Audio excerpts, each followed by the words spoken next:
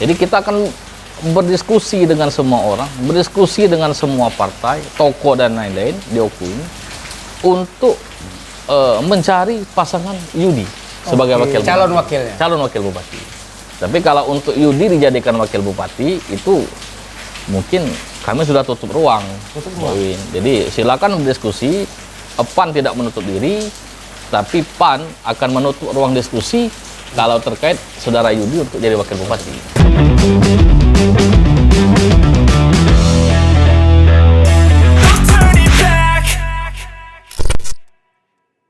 Assalamualaikum warahmatullahi wabarakatuh. Selamat malam, selamat pagi, selamat siang, dan selamat sore dimanapun Anda berada. Mudah-mudahan Anda semua dalam kondisi sehat dan tidak kurang suatu apapun. Ini puasa malam keberapa ini? 13. Malam 13. Mudah-mudahan penonton Begesa puasanya selalu full dan tidak bolong-bolong. Dan mudah-mudahan selalu berbagi. Amin. Kembali lagi kita di Begesa.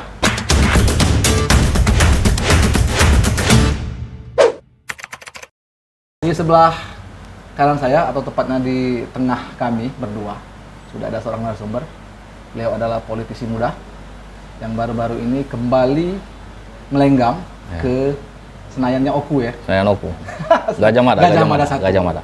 Di sebelah kanan saya perkenalkan wartawan senior di Oku, Kak Purwadi, mantan ketua PI Oku, dan kita berdua ini akan mengulik cerita nih tentang perjuangan PAN di Pileg 2024 yang baru saja kita lalui ya. Ya.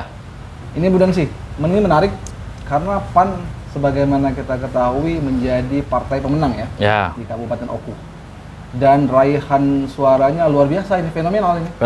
Fenomenal, sensasional, dan lain sebagainya. 8 kursi. Oke, bisa diceritakan sedikit Bung Desi? Jadi proses 8 kursi ini tentu sejarah, Bung Wiwin, bahwa sepanjang sejarah setelah era Orde Baru, pembagian kabupaten, jadi satu-satunya yang partai politik mendapatkan 8 kursi itu baru PAN. Dulu pernah Golkar di 6 kursi dan menjadi pimpinan DPRD. Tapi kalau untuk 8 kursi, dan yang paling mengejutkan itu di Dapil 3 dari 10 kursi PAN mendapat 4 kursi. Jadi dalam sejarah pun di 4 Dapil Oku belum pernah terjadi hampir 30% atau 40% itu satu partai didominasi oleh satu partai. Tentu perjalanan posisi PAN merengkuh kemenangan ini panjang, Mbak Wiwi. Jadi kemarin saat penyusunan caleg, memang PAN ini dianggap yang paling fenomenal dan dianggap oleh rekan-rekan di luar PAN ini melakukan misi yang mustahil. Jadi Mission Impossible. Jadi ada teori-teori yang menyampaikan tidak mungkin 2 kursi, tidak mungkin 3 kursi, tidak mungkin 4 kursi. Tapi pada waktu itu memang penggagasnya ini memang Ketua DPD PAN Oku. Jadi pada waktu itu saudaraku Yudi Purnanugraha ini memang meyakini dengan mekanisme keterbukaan dan berbagi wilayah perjuangan itu akan memungkinkan untuk meraih suara-suara di dapil-dapil tertentu untuk mendominasi. Jadi meyakinkan rekan-rekan yang berada di PAN ini juga bukan hal yang mudah, Pak Wiwin. Jadi ada yang berasumsi, contoh di Dapil 2 dan Dapil 3. Mustahil ini orang-orang kuat dikumpulkan jadi satu. Dengan sistem perhitungan dan pembagian kursi 1, 3, 5, 7. Artinya dengan suara di atas, kalau mau 3 kursi saja Pak Wiwin, itu harus di atas 15.000. Di dalam sejarah pun tidak ada partai politik yang mampu di atas 15.000 di Kabupaten Oku. Per dapil. Jadi dianggap itu misi yang tidak akan terjadi. Tapi karena kesulitan caleg-caleg PAN pada waktu itu, terbuka diskusi secara teori politik, strategi politik, memang 1 tahun full itu kita bahas habis oleh Ketua DPD PAN. Berarti setahun merancang itu? Setahun. Untuk merancang target itu? Merancang target itu 1 tahun. Jadi saudaraku Yudi ini sudah memantau caleg-caleg potensial, walaupun dalam tanda kutip ini di luar partai PAN. Contoh, dalam Pileg 2024 ini di PAN ini mayoritas ini ex partai-partai lain. Nah, gitu. Jadi Termasuk Bung Densi? termasuk saya. Saya dari PKB, saudara Sahril Elmi dari Hanura, Hendro dari Gerindra. Hendro dari Gerindra, Erlan Abidin PKPI. Erlan Abidin PKPI, Heri itu di Dapil 2 itu kader Golkar. 2 kali mencalonkan diri dari Golkar, belum terpilih, di PAN terpilih. Artinya pada waktu itu memang spekulasi tinggi. Tapi saudara Yudi cukup mampu meyakinkan bahwa hal-hal ini bisa dilakukan. Artinya banyak sejarah yang dicetak ya. Banyak. Pileg 2024 Banyak. pertama 8 kursi itu pertama kali sejak 2004. Ya, Benar ya? benar. Terus juga di Dapil 3 4 kursi mendominasi. Belum lagi yang caleg-caleg pindah lompat ke PAN itu jadi semua. Jadi semua. Apalagi nih rekornya? Jadi minimal PAN ini, Bung Wiwin, dalam sepanjang sejarah, PAN ini tidak diyakini untuk menjadi pemenang. Tidak diyakini? Tidak diyakini menjadi pemenang. Karena kalau kita lihat historis politik, PAN masuk dalam radar pimpinan itu setelah saudara Yudi pindah ke PAN. Oke. Dari pindah ke PAN Juga dari PKB. Pindah dari PKB, PAN mampu merebut kursi pimpinan di pemenang kedua pada waktu pilkada di 2019. Di situ PAN ini baru dianggap akan ada cikal bakal untuk mendominasi di Oku. Tapi untuk menang, untuk jadi pimpinan DPRD belum pernah ada sejarah. Dulu yang mendominasi PDI, terakhir Golkar terakhir di zaman Pak Johan Anwar. Jadi target pemenang itu untuk merebut kursi pimpinan, terutama ketua DPR. Jadi PAN ini dalam konsolidasi politik yang dibangun itu ada 2 target sebenarnya Pak Wiwin. Pertama, PAN ini harus menjadi pemenang pemilu. Kalau PAN jadi pemenang pemilu, disitulah cikal bakal PAN, pintu masuk PAN untuk mengorbitkan kader terbaik. Jadi target PAN itu 1, menangkan dulu pemilu. Oke. Setelah target terpenuhi, kita akan masuk ke pilkada. Tentu pilkada ini hal yang bergandengan. Jadi posisi yang kita tawarkan kepada masyarakat tentang saudara Yudi ini, ya harus kita ukur dulu di kemampuan PAN untuk mendominasi di Kabupaten Oku. Artinya ketika periode 2019-2024 ini tadi memang pertama kali PAN itu duduk di kursi pimpinan.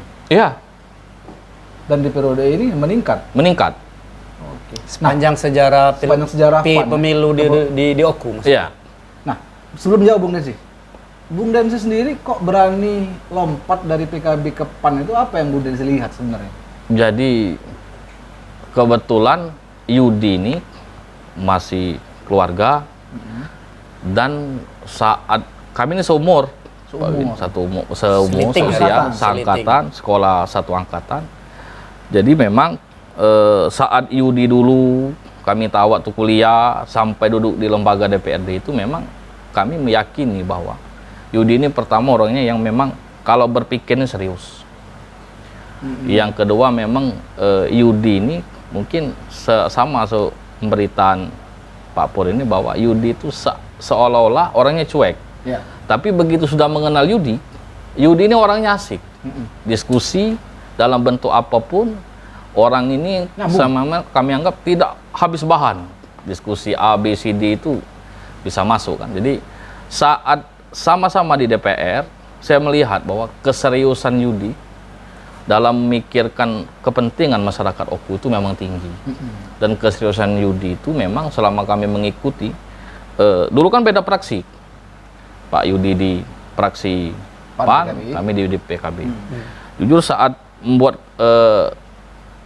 hal-hal kebijakan yang kami ambil di DPR, memang semuanya itu mendahulukan kepentingan masyarakat banyak. Jadi banyak, Pak Wiwin, mungkin terdengar kawan-kawan media bahwa banyak hal-hal yang mengenai urusan publik itu didorong lewat lembaga DPR. Sebenarnya aktornya itu Pak Yudi. Jadi anggota DPR ini, karena beliau ini wakil ketua pada waktu itu, kami sering diskusi di ruangan beliau itu bahwa harusnya Oku ini terarah A, B, C, D. Dan itu kita lakukan saat momentum-momentum memang DPRD mampu, misalnya dalam posisi kita lihat penganggaran di Kabupaten Oku, sesuai fungsinya dia. condongnya kemana, masih sesuai atau tidak dengan RPJMD, itu terus kita bahas kan. Maka akhirnya seolah-olah DPR ini, tanda kutip Pak Wiwin sebelumnya, terlalu masuk ke dalam urusan belanja APBD. Padahal yang kami khawatirkan itu semangatnya itu sama harusnya Pak Wiwin. Ya. Kita dorong dulu untuk kepentingan masyarakat. Akhirnya dulu sama dengan posisi terbentuknya relawan itu. Sebenarnya relawan ini cikal bakal kekhawatiran Pak Yudi terhadap administrasi dan urusan sosial. Jadi masyarakat ini dulu, Pak Pur, susah berobat gratis, susah. Masyarakat ini pengen berobat tapi tidak tahu siapa yang ngurus. Alhasil tergeraklah Pak Yudi, kita bangun relawan yang memang mengurusi urusan ini. Karena beliau anggap itu penting. Jadi makanya konsen dari relawan itu kita lihat hari ini kan untuk dalam urusan sosial relawan itu kita. Jadi dua yang melatar belakangi target pemenang tadi ya. Ya. Pemilu. Pertama memang merebut kursi pimpinan. Ya. Kedua memang ada niatan besar di balik itu. Ya. Nah, jadi ini suatu ujian berarti ya. Ya. ini motong dikit, belum dijawab tuh. Ya. Yang memantik Bung Densi untuk pindah ke PAN itu apa jadi? Ya tentu tadinya itu Pak Wiwin, kalau beda fraksi, kadang-kadang pandangan anggota fraksi itu belum tentu terakomodir. Oke. Karena beda. Nah, karena mungkin beda visi misi dan lain-lain. Jadi kak rumahnya di sini, tapi pikirannya di sana, Pak Wiwin. Jadi yang tertuang kadang-kadang dalam fraksi PAN itu termasuk apa yang dalam pikiran kita. Iya, ngerti. Jadi itu yang langsung melebur. Yang bingung. Jadi akhirnya melebur. Bismillah, bagaimana pikiran itu harus dalam rumah dan dalam satu pikiran, akhirnya mengambil posisi untuk bergabung di PAN. Iya. Dengan konsekuensi-konsekuensi, Pak Win. Makanya itu kan kok berani mengambil konsekuensi itu, padahal kemarin itu kan di periode pertama Bung Densi di Dewan kan? Ya. Itu. Ya memang resiko-resiko itu sudah digambarkan setelah saya memastikan untuk bergabung dengan PAN. Tentu tahap pertama berdiskusi dengan keluarga. Pada prinsipnya keluarga silakan, karena posisi pilihan politik itu kita yang memahami. Berdiskusi dengan Pak Yudi, menyampaikan bahwa mungkin niatan kami sudah untuk bergabung di PAN, dan Pak Yudi sampaikan. Dan konsekuensinya akan hilang 1 tahun jabatan, akan hilang A, B, C, dan D. Klop sekarang? Klop. Merasakan klop? Klop. Nyaman. Rasanya pikiran itu diakomodir, Pak Wiwin. Cocok lah ya kira-kira. Cocok. Apa itu juga strategi PAN ya? Ini banyak yang tertarik ataupun langsung ditarik atau memang mau ikut langsung ke PAN. Strategi atau bagian dari konstruksi strategi PAN untuk memenangkan pemilu. Itu dengan mengambil orang-orang yang dianggap potensi. Ya, jadi tentu tadi sudah disampaikan Pak Pur bahwa itu salah satu kelebihan, kejelian Pak Yudi. Jadi dia tahu caleg-caleg potensial di beberapa dapil itu, dia memang membangun komunikasi. Dan kalau dalam lembaga DPRD, Pak Yudi ini kadang mengakomodir pikiran lintas fraksi. Pak Di luar kelompok lintas partai, lintas fraksi. Jadi kalau ada hal-hal secara prinsip yang tidak mampu diakomodir oleh fraksi, mungkin bukan cuma saya di fraksi sebelumnya, tapi caleg-caleg lain mungkin merasakan itu, dan akhirnya itu tersalurkan lewat diskusi dengan Pak Yudi. Jadi Pak Yudi yang mau konstruksi pikiran dan lain-lain, nanti begitu dieksekusi, jadi pandangan-pandangan fraksi PAN itu sebenarnya, kalau di periode sebelumnya itu pandangan semua fraksi, perwakilan semua fraksi sebenarnya Pak Wiwin. Jadi misalkan saya dari PKB, Pak Hendro dari Gerindra, Pak Saril Elmi dari Hanura. Nah itu mungkin kejadian yang sama kan. Tapi PAN lewat Pak Yudi mampu membangun komunikasi, berdiskusi, dan menjamin bahwa aspirasi masyarakat yang disampaikan kepada kami itu mampu diwujudkan. Jadi di situ muncul Pak Wiwin keyakinan bahwa ini orang yang tepat. Tidak ego. Kalau berpikir ego, ya tidak mungkin dia memasang 3 pendekar di dapil 3 wilayah dia, ya nggak? Ya. Itu yang tadinya juga akan disampaikan bahwa ini bahaya Pak Yudi akan mengurus suara pribadi Pak Yudi dan lain-lain kan. Tapi ternyata dia tidak takut. Pak Yudi yakin. Dan dia menjadi pemenang di dapil situ. Jadi pemenang di dapil. Berapa suara PAN total? Kalau total suara PAN itu kalau salah Pak Wiwin di 45.000. 45.605. Dari DPT 200 sekian ribu Ya. ya. Nah, untuk Pak ini start terbanyak ya? Ya. Termasuk Pak Densi terbanyak di sini. Terbanyak di dapil 1. Berapa Pak Densi? 5.484. Oke. Sebelum Kak Pur bertanya, aku ingin bertanya lagi. PAN 8 kursi nih, artinya ya kalau mau bikin fraksi kan lebih dari cukup, bahkan 2,5 fraksi bisa jadi. Ya. Untuk fraksi kan 3 kursi ya? Ya, syarat 3 kursi. Oke. Ini bakal menjadi poros kekuatan baru tidak di DPRD? Kalau kita berkaca pada di zaman almarhum Pak Johan dulu kan dia sempat membuat G20 gitu. Ya. Nah, apakah ini akan diterapkan oleh PAN menggait? Kalau melihat dari peta politik terakhir, ini sudah jelas setelah pleno kemarin, Pak Win, bahwa PAN sudah pastikan 8 kursi, Nasdem 4, Gerindra 4, dan lain-lain. Hitungan sudah ini. Tinggal memang PAN tetap melakukan komunikasi terhadap partai-partai politik lain yang bersedia bergabung di fraksi PAN. Jadi PAN ini meyakini Pak Wiwin bahwa dengan kebersamaan itu akan memudahkan visi misi dan lain-lain dalam urusan kemasyarakatan. Jadi PAN ini bangun komunikasi. Jadi kalau PAN itu cukup di 8 kursi sebenarnya Pak Wiwin tentu cukup secara syarat. Tapi dalam keyakinan PAN tentu kita membutuhkan kekuatan-kekuatan politik di luar PAN. Jadi sama partai-partai yang mungkin tidak bisa bikin ya fraksi. Ini banyak Pak Wiwin, ada beberapa partai yang tidak bisa membangun fraksi karena kekurangan kursi kan. Tinggal nanti itu, tapi kita lakukan komunikasi. Di beberapa partai sudah kita lakukan komunikasi dan ada yang sudah mendekati 90% deal bergabung di fraksi PAN. Jadi mungkin tidak PAN sendirian Pak Win, walaupun 8 kursi, mungkin nanti akan bergabung dengan partai-partai yang lain. Artinya tidak jumawa lah, tidak sombong lah. Tidak jumawa. Tapi kalau sombong tidak apa-apa Pak Densi.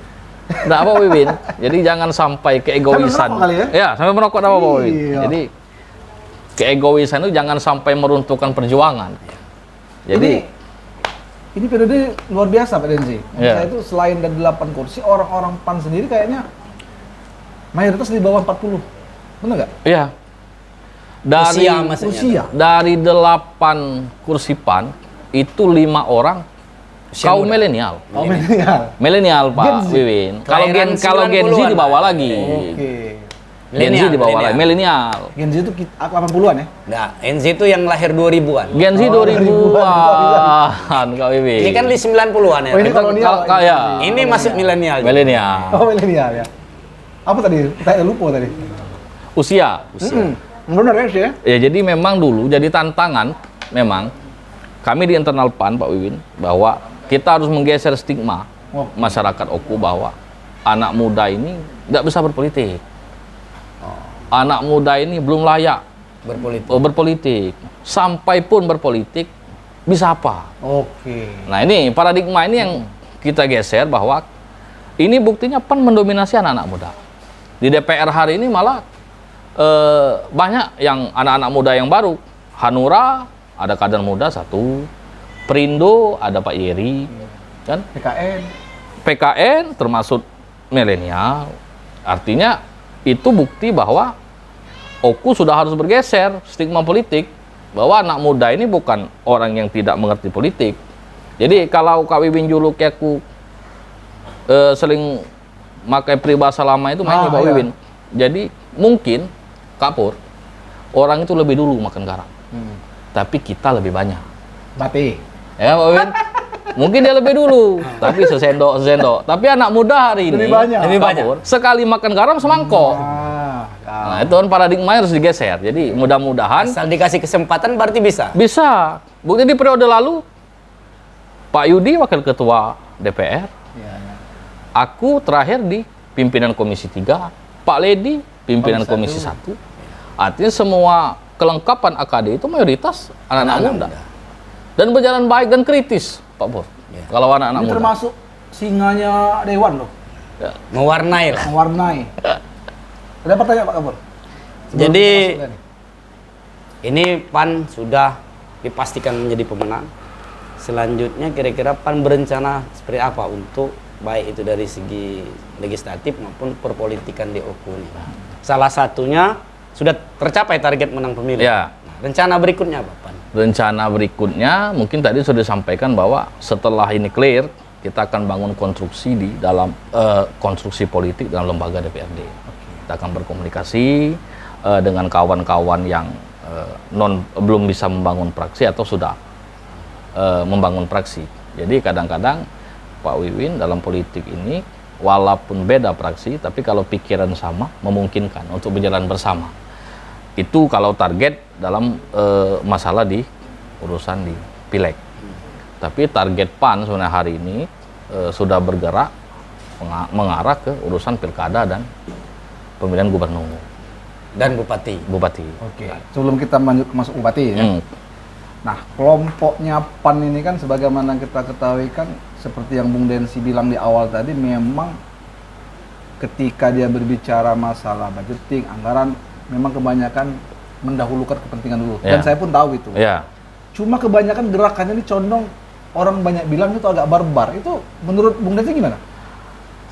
Jadi Pak Wiwin, kelemahan dalam pergulatan yang selama ini. Barbar itu apa kira-kira? Barbar itu apa ya? Mungkin Geradak geruduk. Jadi dalam pembagian kekuasaan eksekutif dan legislatif memang berat Pak Wiwin kalau seandainya eksekutif tidak sama pikiran dalam urusan pengaturan anggaran yang langsung berdampak dengan masyarakat. Jadi DPRD ini tidak punya hak untuk eksekusi. Jadi saat mekanisme pembahasan anggaran itu, Pak Wiwin, Kabupaten Oku ini membentuk tim TAPD, tim anggaran. Setelah tim itu dibentuk, ada Ketua PPAS, diserahkan dengan DPR. DPR mengkaji arah belanja daerah ini seperti apa. Sebenarnya yang paling vital bahwa APBD itu harus berjalan seiringan dengan RPJMD. Jadi visi misi bupati yang kita kukuhkan dalam RPJMD itu yang jadi skala prioritas. Tapi terkadang dalam penganggaran yang kita lihat ini bertentangan dengan RPJMD. Nah, tentu kalau visi misi bupati itu untuk kerakyatan semua Pak Wiwin. Tapi tinggal bagaimana menjalankan pelaksanaan RPJMD itu. Normatifnya. Jadi memang kadang-kadang kita ini kritis Pak Wiwin. Cuman begitu dieksekusi, ini seolah-olah ada penjagalan, ada yang menghalangi, ada yang mempertanyakan. Padahal kalau legislatif ini kurang beruntungnya satu Pak Wiwin. Apapun yang digagas, yang dipikirkan, yang disahkan, orang belum bercerita ini produk DPR. Ini produk pemerintah. Nah, tapi yang kami bingung, kita ajak pemerintah dalam satu pikiran untuk mensejahterakan masyarakat. Kadang-kadang jadi perdebatan. Karena terkadang pemerintah daerah bertahan dengan apa yang sudah dianggarkan dan dibahas dalam PPAS. Itu yang jadi masalah. Maka kadang-kadang pembahasan anggaran itu berlangsung lama Pak Wiwin. Itu makanya suka mengaum itu ya? Iya, kadang-kadang kita berpikir, lah ini loh sebenarnya dalam rel RPJMD, dalam urusan kemasyarakatan. Jadi wajib dasar itu Pak Wiwin, pendidikan, kesehatan, infrastruktur, sosial.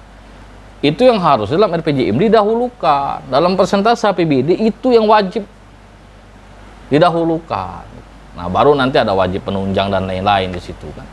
Nah, kepahaman terkait itu kadang-kadang kita bingung Pak Win. Apa memang eksekutif tidak paham? Apa benar sengaja ini prioritas dibelanjakan sesuai hasrat hari ini? Kita bingung kan? Jadi itu yang buat kadang-kadang, kalau dulu belum dalam satu rumah Pak Wiwin, itu memang ada kesal dalam pikiran, oh ini tidak boleh main ini. Nah, cuman yang balik aku sampaikan tadi bahwa tidak sampai lewat. Kadang-kadang lewat rumah kita sendiri. Harus masuk. Nah, jadi harus berpindah pikiran, Pak Pur. Kemudian kita berkaca 2019 ya. Sekarang yang periode sekarang itu Gerindra yang jadi pemenang. Nah, ini 2024 itu PAN menjadi pemenang. Nah, yang menjadi berat itu adalah mempertahankan kemenangan itu. Ya. Nah, konsep apa yang kira-kira di PAN sendiri untuk merawat konstituen agar tetap dia berada di pilihannya depan. Sehingga ke depan itu mungkin walaupun tidak bertambah 8 kursi, minimal tetap bertahan misalnya di periode. Walaupun ini masih lama karena proses yang sekarang belum ini. Berat masalahnya. Jadi kalau PAN, kami pernah riset Pak Wiwin bahwa salah satu hal yang dibutuhkan oleh masyarakat Uku ini infrastruktur. Oke. Terus perubahan mental administrasi, pelayanan publik.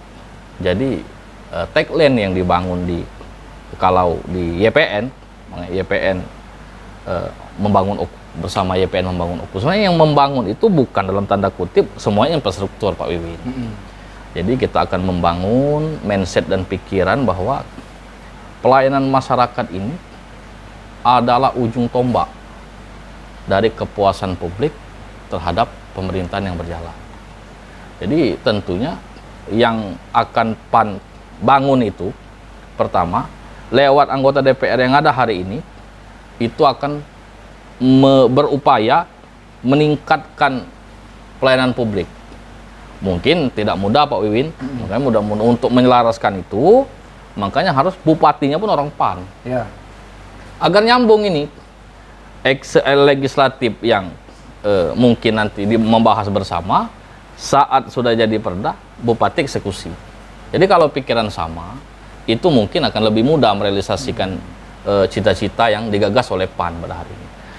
Yang kedua, secara konstituen, PAN ini memang diwajibkan oleh Saudara Yudi untuk membina wilayah itu dengan konsen yang tinggi.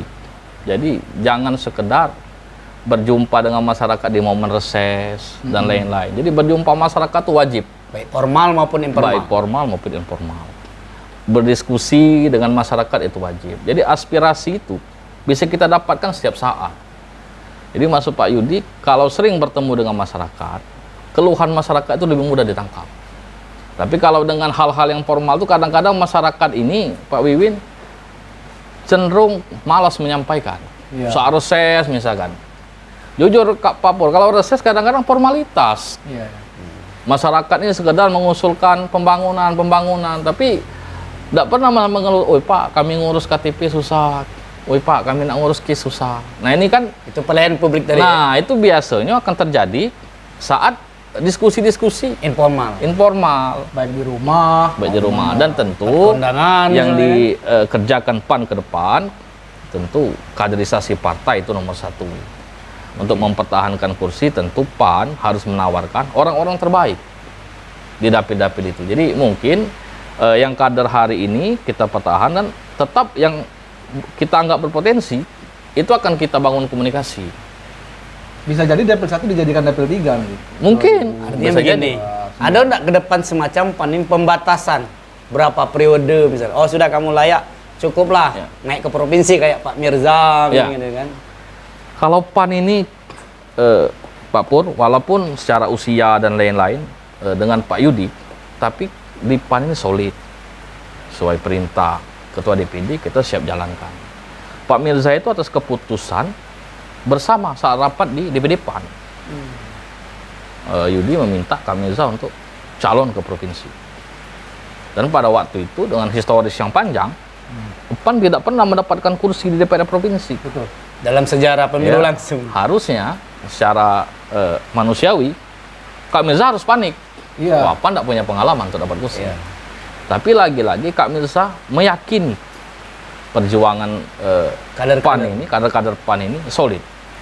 Terbukti hari ini sepanjang sejarah PAN menghadirkan kursi di provinsi. Artinya kalau sekilas kita baca, tidak salah ketika Saudara Mirza Gumai menyerahkan bulat-bulat partai ini untuk dipimpin Yudi. Iya. Jadi Pak Mirza dan Pak Yudi itu punya historis panjang, Pak Wiwin. Jadi dulu beliau di DPR, fraksi PAN, Pak Yudi di fraksi PKB. Pada waktu itu saat Pak Yudi pindah, Kak Mirza sudah meyakini, nah ini orang yang tepat. Kader yang tepat. Jadi pada waktu itu saya jujur, kebesaran hati Kak Mirza itu untuk membangun komunikasi terhadap kawan-kawan dan memberi kesempatan kepada kawan-kawan yang berpotensi itu Kak Mirza memang besar hati. Legowo persis. Jadi dulu Kak Mirza 2019 dia yang sebenarnya mendapat jatah untuk pimpin wakil ketua DPRD. Tapi diserahkan pada Yudi. Karena dia melihat perjalanan waktu sepanjang Yudi di DPR tahun 2014-2019. Kalau satu kata dari Bung Nancy untuk YPN apa? YPN solutif. Memberi solusi. Ya. Nah, Itu bahasa Pak Wiwin sebenarnya. Palang Nyinggong yang tadi. Ya. Ini kan ada rencana niatan besar Ya. mencalonkan sebagai calon bupati. Bupati. Artinya otomatis Pak Yudi kan mundur di legislatif. Ya. Kira-kira kans untuk menggantikan posisi ketua DPR itu siapa kira-kira? Ketua DPRD itu tentu Pak Pur, kalau tahapan administrasi tentu ada usulan dari DPD. DPD OKU nanti akan mengusulkan nama-nama yang akan dibawa ke DPW dan DPP. Disitulah nanti DPW dan DPP memutuskan siapa yang layak untuk menggantikan saudara Yudi di pimpinan DPRD.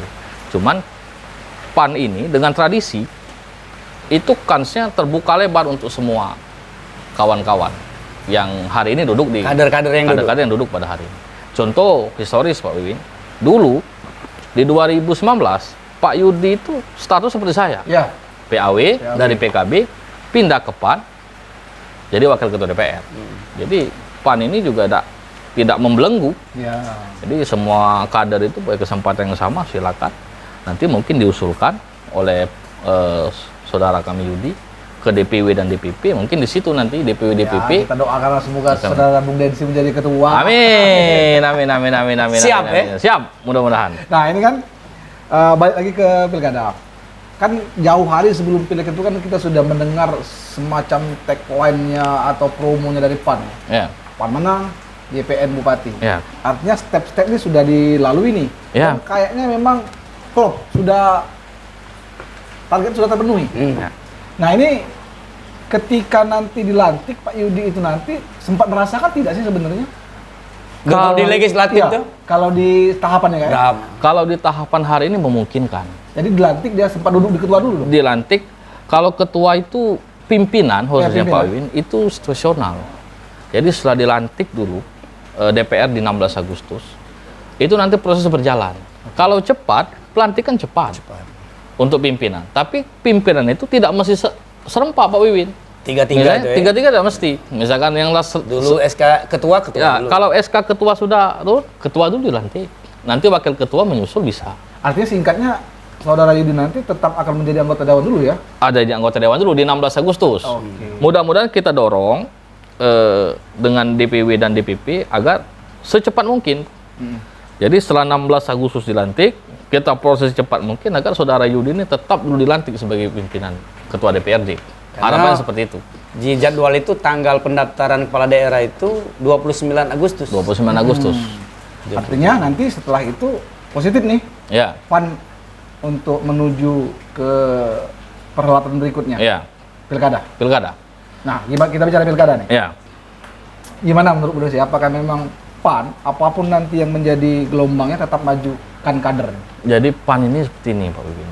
Jadi dulu yang ditawarkan, salah satu pun yang ditawarkan oleh Ketua DPD Pak Yudi saat membangun komunikasi terhadap kami, padahal kami sudah mendorong saudara Yudi ini untuk mencalonkan diri sebagai bupati. Tapi pada waktu itu Pak Yudi selalu, kita lihat nanti bagaimana respon masyarakat terhadap PAN, bagaimana posisi PAN di pileg. Jadi keyakinan kawan-kawan pada waktu itu untuk mendorong Yudi ini sudah semenjak di pertengahan periode. Di Padang Barat sudah mendorong Yudi ini untuk calon sebagai bupati. Tapi Yudi pada waktu itu memang orang ini tidak jumawa, Pak Pur. Dia realistis. Jadi setelah didorong itu, ini informasi sampai ke DPW, DPP dan lain-lain. Sehingga saudara Yudi dipanggil, disampaikan bahwa silakan menyiapkan diri untuk mencalonkan diri sebagai bupati. Ini perintah DPP pada waktu itu. Jadi berjalan waktu, berkomitmen, kami ini salah satu Pak Wiwin merelakan hal yang lain-lain tadi dalam perjuangan untuk menghantarkan Yudi sebagai bupati. Oke.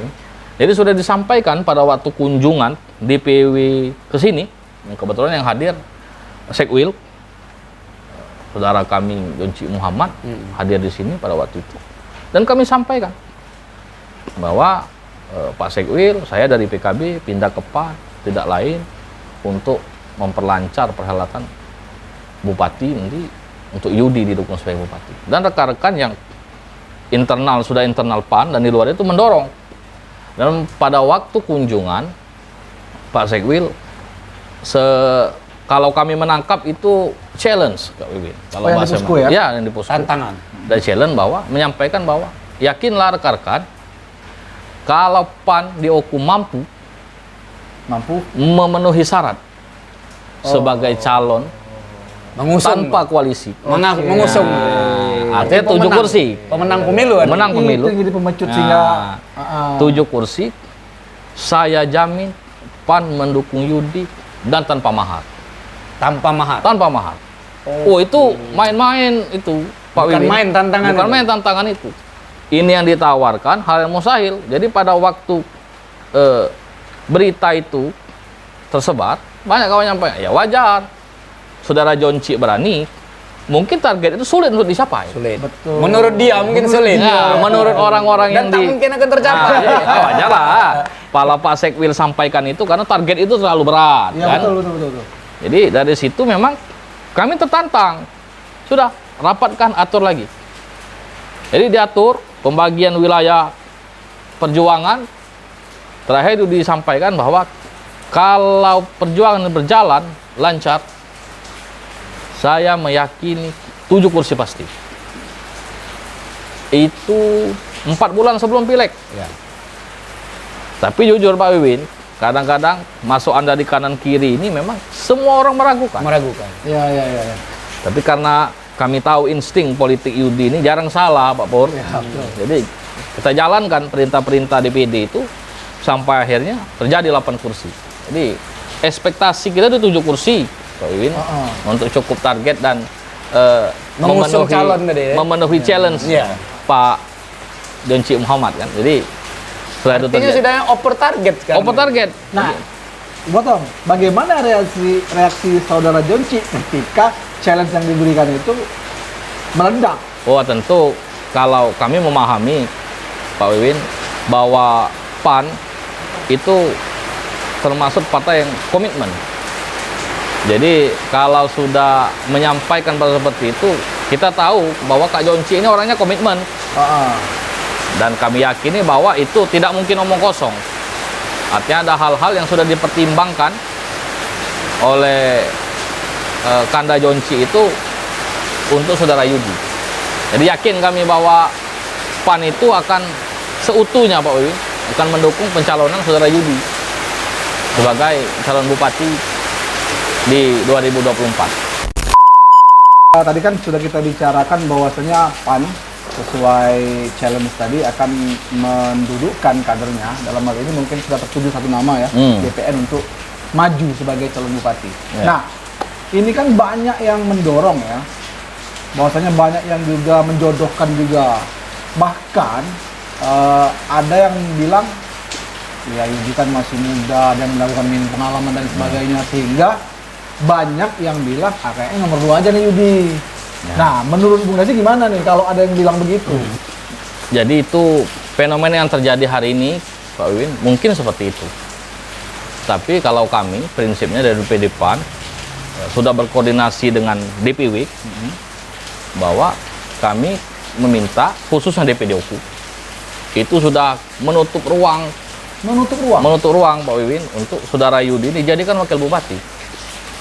Dengan perjuangan ini yang tidak mudah Pak Wiwin. Ya. Dan PAN itu, PAN Oku khususnya layak untuk diapresiasi dengan hasil 8 kursi dan mampu mengantarkan saudara Mirza di provinsi. PAN layak untuk dapat apresiasi. Jadi apresiasi itu tentu dalam bentuk mencalonkan Yudi sebagai bupati. Jadi kita akan berdiskusi dengan semua orang, berdiskusi dengan semua partai, tokoh dan lain-lain di Oku ini untuk mencari pasangan Yudi sebagai wakil calon bupati. wakilnya. Calon wakil bupati. Tapi kalau untuk Yudi dijadikan wakil bupati itu mungkin kami sudah tutup ruang. Pak Win. Jadi silakan berdiskusi. PAN tidak menutup diri, tapi PAN akan menutup ruang diskusi kalau terkait saudara Yudi untuk jadi wakil bupati. Artinya siapapun penantangnya. Siapapun penantangnya. Dan pada hari ini DPD PAN tidak lagi berpikir, Pak Wiwin, siapapun penantangnya. Konsen PAN pada hari ini memenangkan pilkada dengan Pak Yudi sebagai bupati. Jadi kalau elemen nanti yang akan kita pilih dalam konstelasi wakil bupati, mungkin banyak aspek, mungkin lewat survei, lewat ketokohan dan lain-lain, mungkin Sudah jalan itu tadi. sudah berjalan. Mungkin di dalam diskusi-diskusi terbatas sudah ada beberapa nama yang mungkin akan kita pantau, kita komunikasi. Kalaupun nanti terjadi, mungkin akan secepatnya mungkin kita merujuk. Kalau boleh tahu ada berapa nama? Untuk 5, 10? yang jelas kalau untuk opsi kita banyak opsi, tapi tidak lebih dari 4 orang. 4 orang. Yang Ada- sudah masuk pantauan. Ada Ya. dari internal sendiri ada? Kalau internal tidak mungkin, Pak Wi.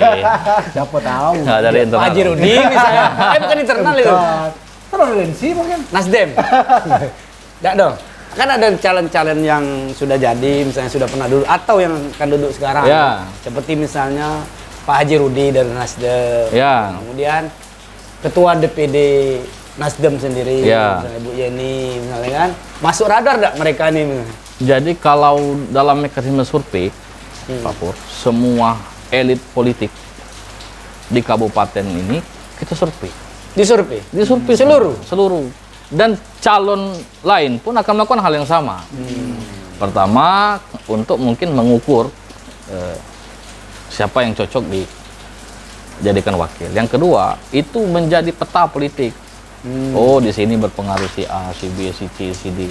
Oh, membaca peta. Membaca peta di situ juga mengenai nama-nama tokoh politik di Oku ini memungkinkan semuanya akan dimasukkan dalam survei. Menurut Pak Densi secara pribadi ini ya, terlepas kelembagaan partai, keterwakilan yang mana misalnya yang bisa berpeluang untuk mendongkrak suara Pak YPN, Pak Yudi ini?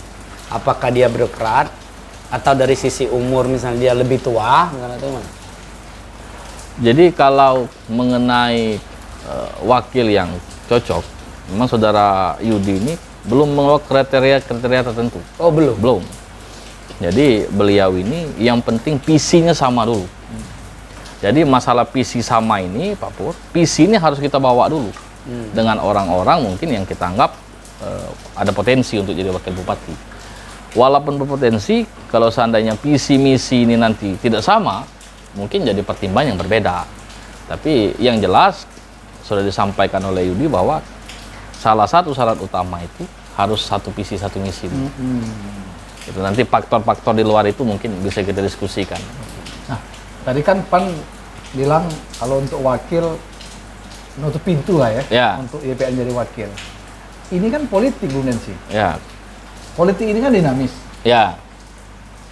Nah, apa antisipasi PAN ketika mendekati hari H ada manuver Ya. yang dilakukan orang lain Yang untuk memaksa tanda mendobrak kutip. PAN, Memaksa tanda mengambil kutip. PAN? Ya, itu. Ah, Jadi ini loh. ada Sudah historis, terpikir belum? ada historis Pak Win. Ah. Kita belum terpikir ke siapa dan mengapa, tapi kita cerita historis bahwa di pilkada sebelumnya ada borong-borongan partai. Ya. Jadi relawan pada hari ini bergerak karena relawan non partai, jadi mereka bergerak dalam waktu singkat akan mencukupkan syarat Yudi mencalonkan diri sebagai bupati lewat jalur independen. Kalau alternatif partai tidak bisa. Kalau alternatif partai dilakukan lagi seperti Ada yang mencuri dari belakang lah ya, kira-kira. yang mudah-mudahan Pak Wiwin, kami yakin komen PAN bahwa PAN dengan hari ini cukup dengan satu praksi mengusulkan Yudi sebagai bupati itu, mudah-mudahan pikiran itu sudah tidak bisa lagi dilakukan. Tidak ada alasan bagi PAN ya. Tinggi harga PAN sekarang. Tinggi. Tinggi. Jadi kalau ada ingin bermanuver ya harus menyiapkan Ya, dan Bung Wiwin, di 3 dapil, suara terbanyak perorangan, itu semuanya kader PAN. Iya. Di dapil 1 Dapil aku, 3 di dapil 2 ada Heri, Heri. Oke. Dapil 3 di dapil 3 Ada YPN. ada YPN, Dapil tinggal di 4? dapil 4 ada Pak Hendro. Oh, tertinggi semua itu. Tidak, Pak Hendro tidak tertinggi, Tidak tertinggi. tapi mampu cukup untuk Oke. mendominasi wilayah dapil 4. Karena dapil 4 itu, Kak Wiwin, ada 2 faktor yang kita dianggap cukup kuat di situ. Pertama faktor Hendro, kedua Kak Mirza. Kak Mirza itu cukup tinggi suaranya di daerah dapil 4. Jadi dengan 2 tokoh PAN di dapil 4 itu kami anggap PAN Yudi kalau di posisi pilkada akan surplus di dapil 4 dan dapil 3. Dan kita akan berkonsentrasi di dapil 1 dan dapil 2. Nah, dapil kota yang berat Pak Wiwin. Ya, dapil kotanya mudah-mudahan di periode berikutnya akan dipetakan sama seperti dapil 3 pada periode ini. Ya, mudah-mudahan. Ada lagi, Kak Bos. Kalau masih ada pertanyaan? Habis. Habis ya. Bung Densi, terakhir. Mungkin banyak yang belum tahu nih dengan Bung Densi, khususnya konstituen di dapil 1 yang mungkin turut membantu Perjuangan. Ya. Bung Densi nggak duduk lagi. Apa yang ingin disampaikan? Tulis testament. Closing Tentu statement, pertama kami mengucapkan terima kasih yang sebesar-besarnya pada masyarakat khususnya keseluruhan OKU khususnya di dapil 1 telah memilih Partai Amanat Nasional. Dan terkhusus bagi tim kami, tentu kami mengucapkan terima kasih kepada istri kami tercinta, Mbak Wiwin, yang setia menemani suka dan duka, keluarga besar, para tim, dan rekan-rekan di Partai Amanat Nasional yang bekerja di wilayah dapil 1. Apa yang kita capai hari ini tentu berkat kerja keras kita bersama. Mudah-mudahan apa yang diharapkan masyarakat di OKU khususnya di dapil 1 nantinya setelah 16 Agustus kita dilantik, kita secepatnya akan bekerja dan akan merealisasikan hal-hal yang kita temui saat kita berkampanye di daerah-daerah. Mungkin itu. Oke. Terima kasih, Bung Densi. Ya. Kak Pur. Siap. Mudah-mudahan pergesahan kita pada malam hari ini bermanfaat.